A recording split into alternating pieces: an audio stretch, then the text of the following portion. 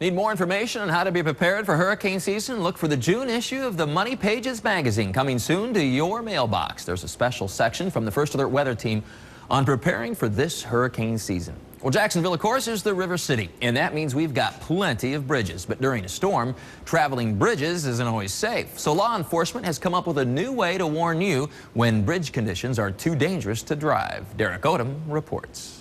That wind is really crazy. As the storm approaches the First Coast, the main concern of law enforcement is, of course, public safety.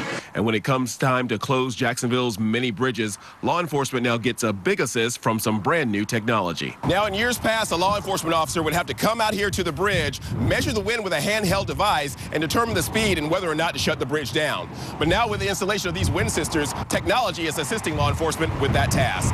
Captain Keith Gaston of the Florida Highway Patrol realizes the number of bridges and the overpasses in the First Coast area presents a big issue. The bridges are a problem.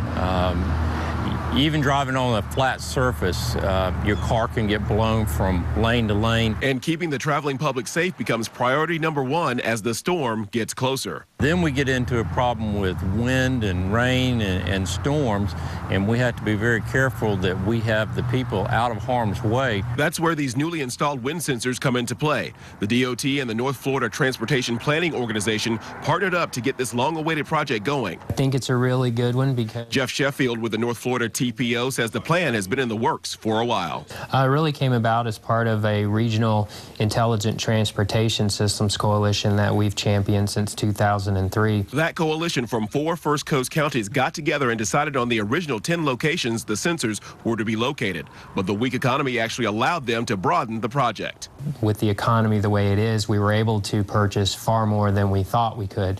So what was 22 bridges, thinking that we could only install 10, we were able to do all 22. With the installation of these sensors, law enforcement is now able to get an accurate real-time speed from area bridges without ever leaving their stations. That means time is saved and trooper resources are better allocated. Now, by having the weather sensors on there, we can see the weather increase. So if it starts to increase on one of the bridges in St. Augustine and we know it's coming north, that kind of gives us a little lead.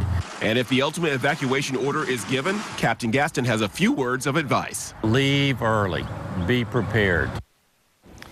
Now, one of the neat things about these wind sensors is all the information is processed through NOAA weather satellites. Right now, the DOT is in the process of having a user-friendly interface built so this information is easily accessible by all emergency operations personnel, law enforcement, and ultimately you at home and us in the First Alert Weather Center. That's pretty cool. Be very helpful after storms like Francis, Jean, and Faye that we've had in the past. Remember, we have a brand new weather app for your smartphone or iPad. You can track the tropics, check out the Burrish blog, and much more. Download it from the App Store. Hey, I've always told management I want to have a 30-minute weather show. I guess I'll have to be happy having a 10-minute weather show. Thanks for watching a special presentation of Action News. Have a great night, and we'll see you tomorrow. Thank you for watching First Alert Hurricane Watch 2012, a special presentation of Action News.